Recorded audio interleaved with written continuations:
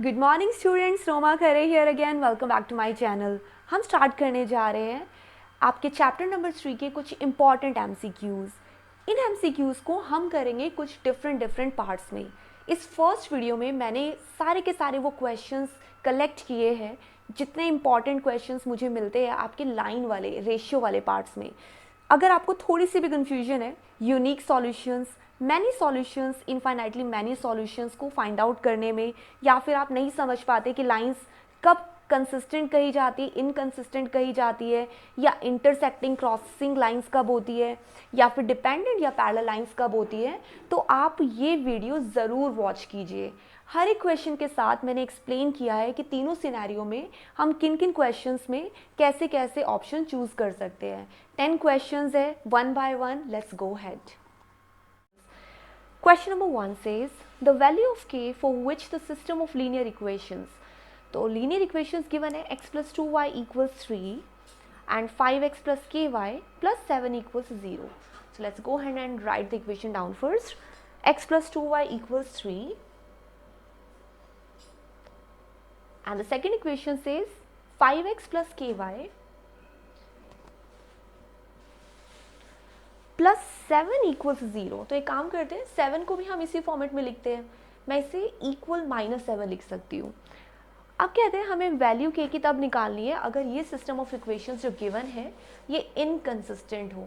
तो let's just go for a recap and understand करते हैं कि इनकंसिस्टेंट कौन सा केस होता है। यहाँ पर हम कहते हैं जब a1 upon a2 and b1 upon b2 and c1 upon c2, ये जो तीन केसेस हैं, अगर ये तीनों के तीनों रेशियोज इक्वल आते हैं। Do we know what is a1?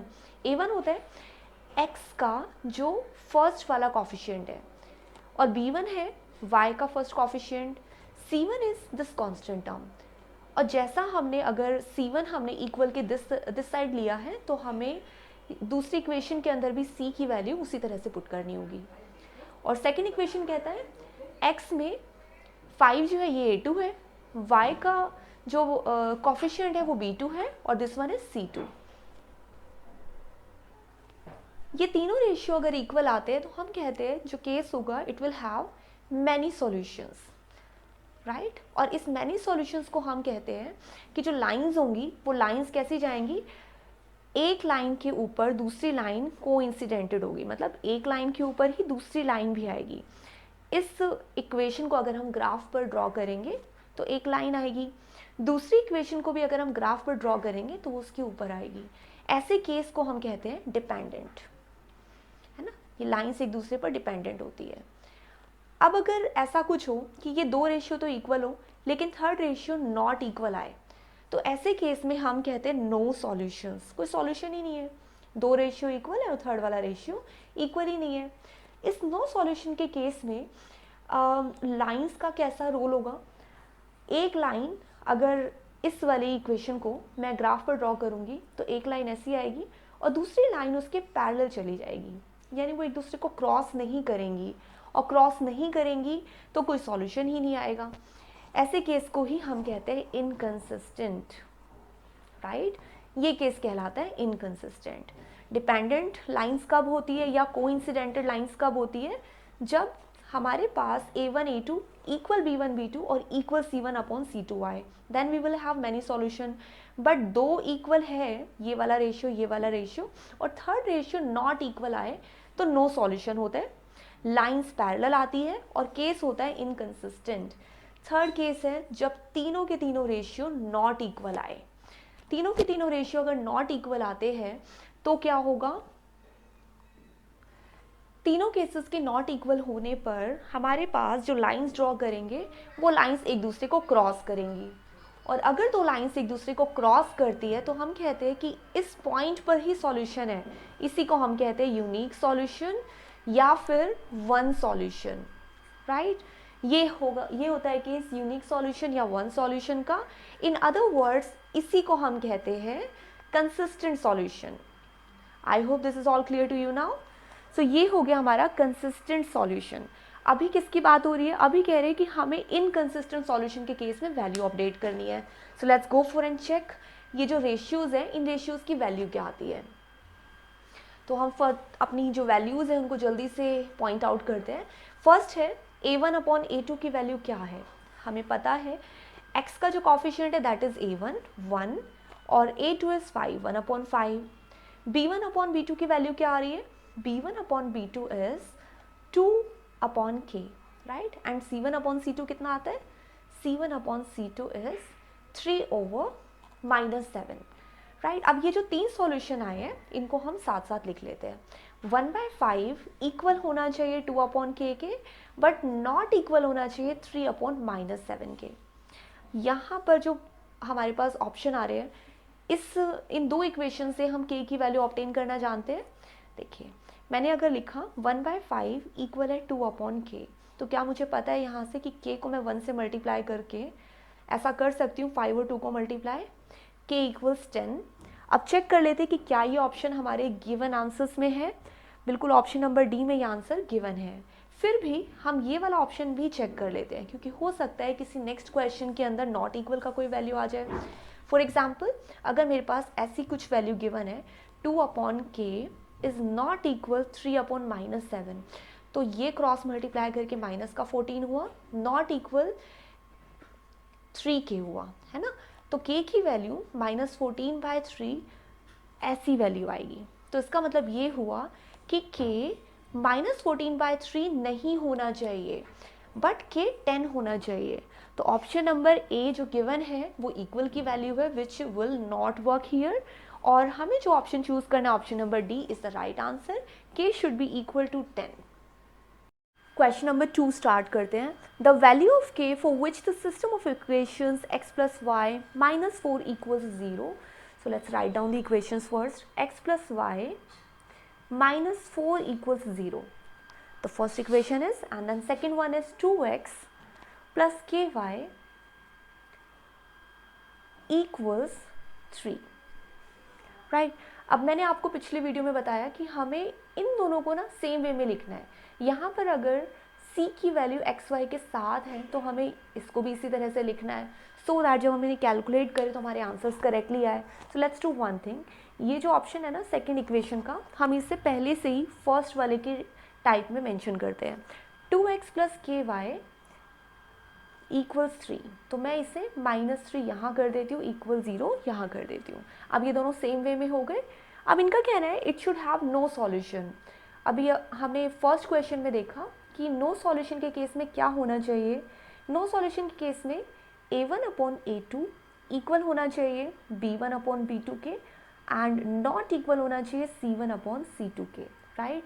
और वन मोर थिंग, अगर नो सॉल्यूशन आता है तो लाइंस किस तरह से आती है ग्राफ पर, कभी कभी ये क्वेश्चन भी ट्विस्टेड हो सकता है। लाइंस नो सॉल्यूशन के केस में आती है पैरेलल, राइट, और उसे हम कहते हैं इनकंसिस्टेंट सॉल्यूशन। चलिए अब हम इस केस के अकॉर्डिंग इसको सॉल्व करते हैं। a1/a2 की वैल्यू क्या है, that is 1/2 equal b1/b2 is 1/k। y को हम छोड़ देंगे और हम लेंगे y के कॉफिशिएंट। फर्स्ट इज 1, y का यहाँ पर जो कॉफिशिएंट है दैट इज k। इसको सॉल्व करेंगे तो k की वैल्यू आ जाएगी 2। अब एक काम करते हैं, नॉट इक्वल वाला भी सॉल्व करके देख लेते हैं। नॉट इक्वल के केस में b1/b2 यानी 1/k नॉट इक्वल आना चाहिए c1/c2 के, यानी -4/-3 1/k है ना यहाँ पे, यस। सो k की value should not be equal to 3/4। मैंने k को भी रिवर्स कर दिया तो मैंने इसको भी यहाँ रेसिप्रोकल कर दिया और माइनस के साइंस को एक दूसरे से ख़त्म कर दिया। तो या तो ये ऑप्शन सही है या ये ऑप्शन सही है। Whatever option is given here, option number D is the only option which is mention correctly. Okay, question number 3 start करते हैं। For which values of p will the lines represented by the following pair of line equations be parallel. तो यहाँ पर अगर हमें ये देखना है कि लाइंस पैरेलल होनी चाहिए तो वो केस कौन सा हो सकता है। तीनों ratios a1/a2 equal b1/b2 not equal c1/c2, ये केस होता है हमारा पैरेलल लाइन के केस में। क्यों? क्योंकि जब लाइंस, ये जो दो सॉल्यूशन इक्वल होंगे और थर्ड सॉल्यूशन इक्वल नहीं होगा तो कोई सॉल्यूशन ही नहीं निकलेगा, क्योंकि लाइंस कैसी होंगी, पैरेलल होंगी। तो अब जल्दी से हम अपने आंसर को कैलकुलेट करते हैं। 3x minus y minus 5 equals 0 and 6x minus 2y minus p equals 0। तो फर्स्ट हम a1/a2 के अकॉर्डिंग वैल्यू कैलकुलेट करते हैं, दैट विल बी 3/6, है ना। a1/a2 3/6 हुआ, b1/b2 की वैल्यू हुई -1/-2 और c1/c2 इज -5/-p। ये दो केसेस इक्वल होने चाहिए, ये नॉट इक्वल होने चाहिए। अगर मैं इन दो सिनेरियो को लेती हूँ तो मेरे पास क्या वैल्यू आती है, -1/-2 इक्वल -5/-p। ये सारे माइनस हम कैंसिल आउट कर देते हैं। अब यहाँ वैल्यू हो गई 1/2 इक्वल, ये नॉट इक्वल है 5/p, यानी p को अगर क्रॉस मल्टीप्लाई करेंगे तो नॉट इक्वल आएगा 10 के। अब देखिए ये ऑप्शन कौन से ऑप्शन से मैच करता है, all real values except 10।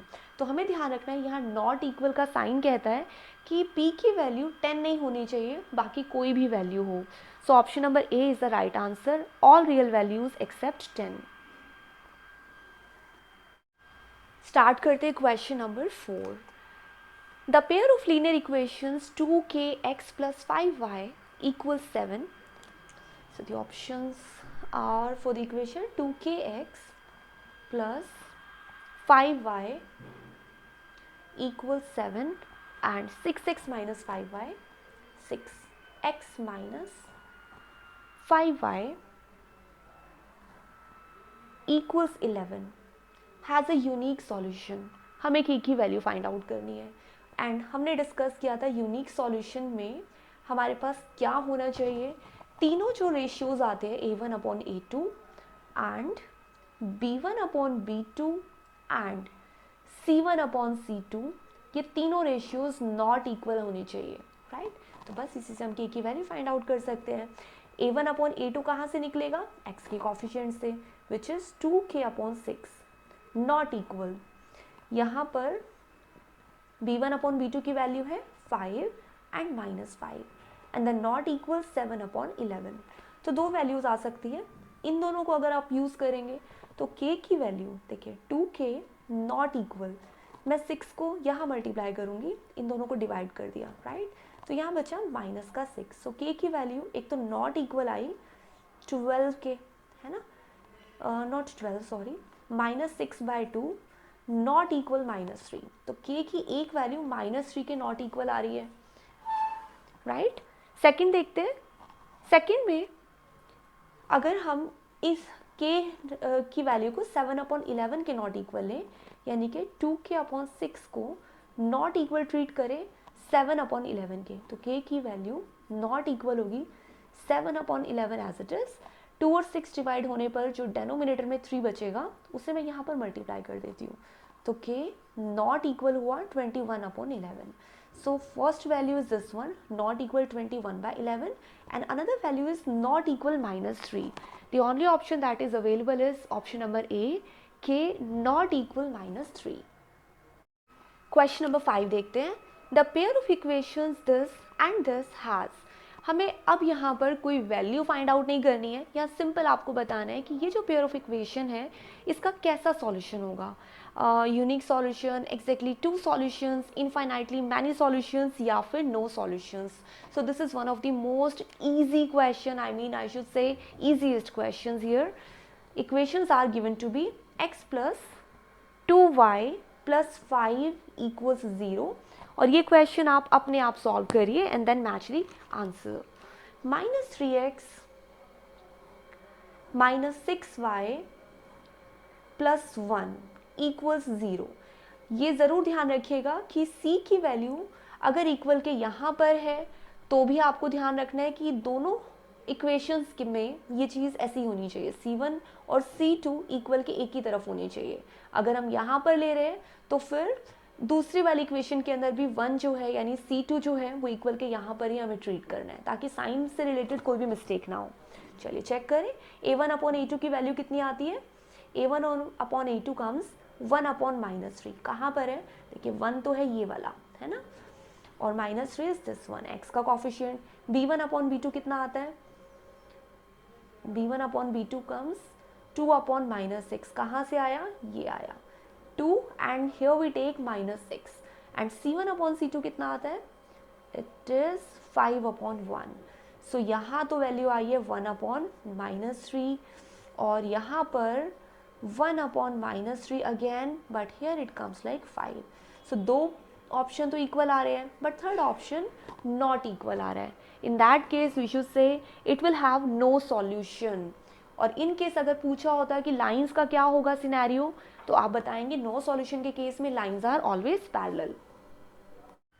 Start करते हैं क्वेश्चन नंबर 6 से. For what value of K do the equations 3x minus y plus 8 equals 0 and 6x minus ky equals -16 represent coincident lines. तो एक बार हम पहले इक्वेशंस नोट करते हैं. So equations are given to be 3x minus y plus 8 equals 0 and the second one is 6x minus ky और equals -16. मैंने आपसे डिस्कस किया है कि ये दोनों एक ही फॉर्म में होनी चाहिए. सो एक काम करते हैं, हम इस +8 को भी ना इक्वल के यहाँ शिफ्ट कर देते हैं, क्योंकि देखिए कांस्टेंट टर्म कहाँ पर है? इक्वल के राइट हैंड साइड पर है. तो हम इस 8 को भी यहाँ शिफ्ट कर देते हैं. तो 8 जब यहाँ शिफ्ट हो जाएगा तो ये हो जाएगा इक्वल्स -8. ये दोनों सेम वे में होनी चाहिए. इनका कहना है आप के की वो वैल्यू बताइए जिस पे लाइंस जो है ना वो कोइंसिडेंटेड है, यानी लाइन एक लाइन के ऊपर दूसरी लाइन होनी चाहिए. ऐसा कौन सा केस होता है? ऐसा कब होता है? लाइंस एक के ऊपर एक तब होती है जब हमारे तीनों रेशियोज इक्वल होते हैं. कैसे? अगर a1 अपॉन a2 इक्वल आ जाए b1 upon b2 and equal हो c1 अपॉन c2 के, इस केस में लाइंस कोइंसिडेंटेड होती है. और आप ये भी कह सकते हैं कि जो सॉल्यूशन होगा वो कैसा होगा? मैनी सॉल्यूशन का केस होगा. तो बस इसी को सॉल्व करते हैं. a1 अपॉन a2 का मतलब हुआ 3 upon 6 equal b1 upon b2 कौन है? माइनस का 1 और माइनस का k. ये मत भूलिएगा कि हमें इसे y के साथ वाला जो कॉफिशिएंट है उसका साइन भी लेना है इम्पॉर्टेंटली, उसको इग्नोर आप नहीं कर सकते हैं. So let's take -1 upon -k should be equal -8 upon -16. तो आप कहीं से भी सॉल्व करेंगे तो ये भी वैल्यू 1 अपॉन 2 है, 1 अपॉन k, और यहाँ पर भी वैल्यू 1 अपॉन 2 ही है. तो इसका मतलब k की कौन सी वैल्यू यहाँ पर हमें लेनी चाहिए? आप किसी भी रेशियो के इक्वल रखेंगे तो 1 अपॉन 2 अगर 1 अपॉन k है तो इसका मतलब जब आप इसे इन्वर्स करेंगे तो आ जाएगा k इक्वल्स 2. तो यही ऑप्शन करेक्ट है. So here the option number C is the right answer. देखिए आप कभी कभी कंफ्यूज हो सकते हैं कि अरे वाह ऑप्शन नंबर 1 जो है वो करेक्ट है, 1/2 गिवन है, बट नहीं. आप इसे पूरा सॉल्व कीजिए, के की वैल्यू ऑब्टेन कीजिए, only then you have to mark. अगर आप पहले ही जल्दबाजी में सिर्फ थोड़ा सा सॉल्व करके और देखिए कि अरे हाँ 1/2 दिया हुआ है ना, आप मार्क कर देंगे तो गलत हो जाएगा. सो जब आप अपनी आंसर शीट मेंटेन करेंगे आपको सारे क्वेश्चंस बिल्कुल तरीके से पहले सॉल्व करने हैं. जब तक आप पूरा सॉल्व नहीं करेंगे ना, आंसर्स के अंदर मिस्टेक ज़रूर हो सकती है. इसलिए पहले पूरा सॉल्व कीजिए क्वेश्चन, फिर अपने आंसर्स को बिल्कुल आसानी से मार्क कर पाएंगे. चलिए स्टार्ट करते हैं question number 7. The pair of equations x + 2y + 5. So the options equations जो गिवन है वो है x + 2y + 5 equals 0 and -3x -6y + 1 equals 0.